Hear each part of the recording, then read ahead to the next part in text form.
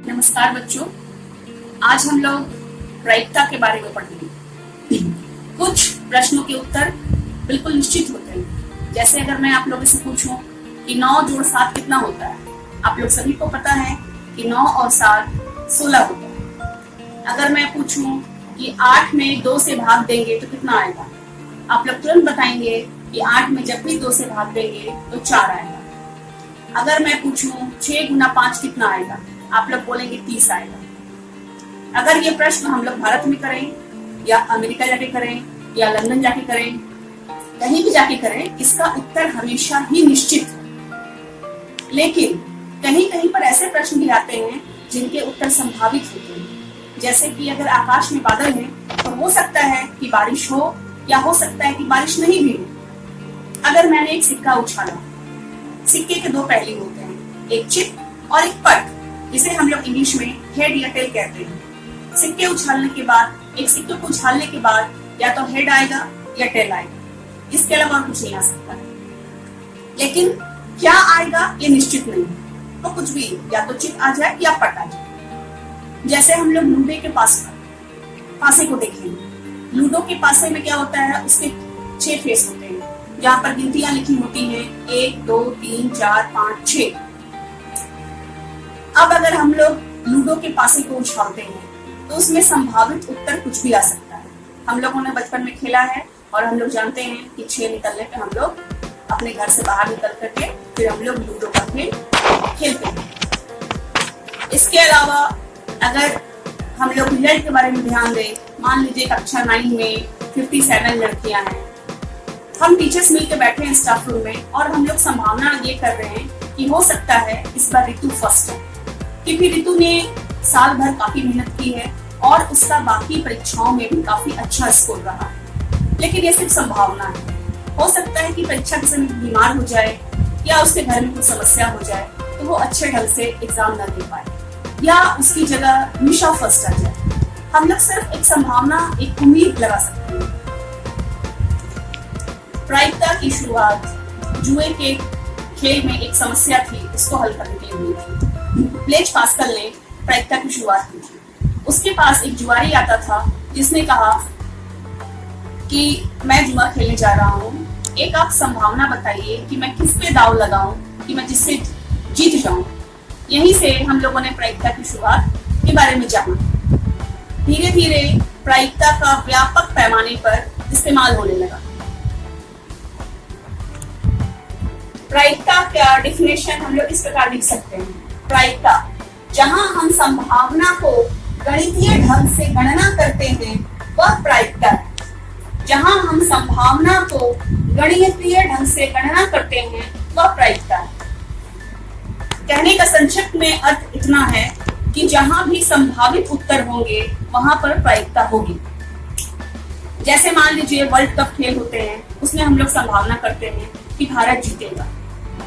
फिर उस पे आप लोग जानते हैं कि जुए और सट्टों का दौर चलता है। इसके अलावा जहां भी अगर कोई, हम लोग बचपन में खेल खेलते थे, लूडो हो गया, या बड़े लोग आपने देखा है ताश के पत्तों को खेलते हुए, या हम लोग किसी निर्णय को सही ढंग से चुनने में असमर्थ हो तो हम लोग सिक्का उछाल कर निर्णय करते हैं। उससे क्या होता है कि सिक्का उछालने के बाद दोनों भागों की आने की संभावना बराबर है, तो हमारा झगड़ा जो है वो समाप्त हो जाता है।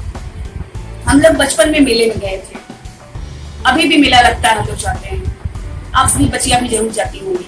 मेले में पहले एक खेल आता था, एक रिंग होता था, उसको फेंकना होता था। वो जिस सामान पे आपका रिंग जाकर बैठ गया वो सामान आपका होता था।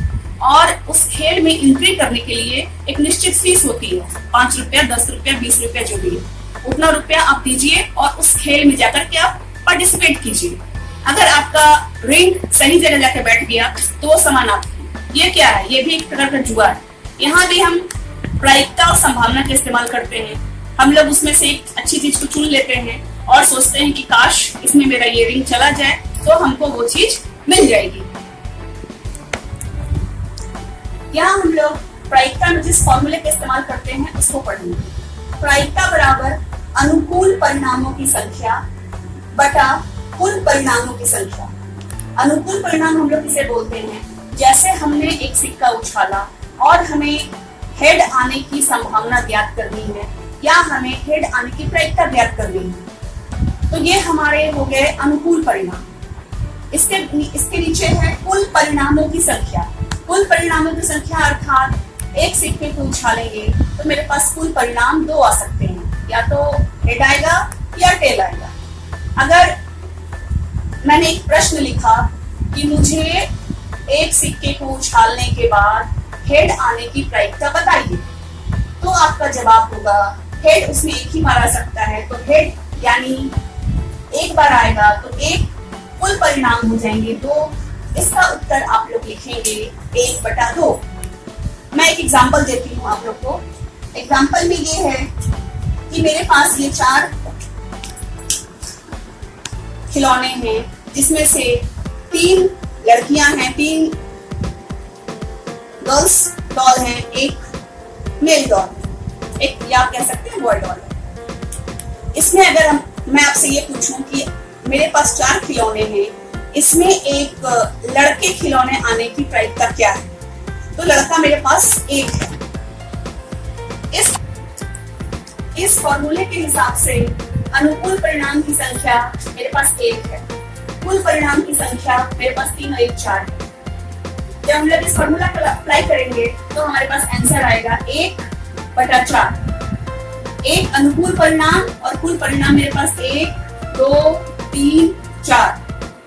इस तरह से हम लोग प्रोबेबिलिटी के सवालों को बनाते हैं। अगर हमसे ये सवाल पूछा जाए कि एक पासे में 3 आने की संभावना क्या है, मान लीजिए कुछ बच्चे खेल खेल रहे हैं और वो लोग उस दौरान पासे को उछाल रहे हैं, तो 3 आने की संभावना क्या है। एक पासे में 3 कितनी बार आता है, सिर्फ एक बार है। हर एक नंबर एक एक बार लिखा हुआ है, 1 2 3 4 5 6। 3 आने की संभावना सिर्फ 1 है। 3 आने की संभावना क्या है, 3 मेरा एक बार है, 3 आने की संभावना 1 बटा मेरे पास कुल परिणाम कितने हैं, कुल परिणाम है 6। 3 आने की संभावना 1/6। अगर मैं वहां ये पूछूं कि एक पासे को उछालने के बाद 4 आने की संभावना क्या है, यहां भी उसका उत्तर वही होगा, 4 आने की संभावना भी 1/6 ही होगी। आप लोग थोड़ा इसको जहां भी दिक्कत हो उसको पॉज करके फिर से सुनिए, फिर से देखिए। प्रायिकता एक बहुत ही ज्यादा आसान चैप्टर है। आप लोग इसको बनाएंगे, समझेंगे, आप लोग को बहुत ज्यादा अच्छा लगेगा।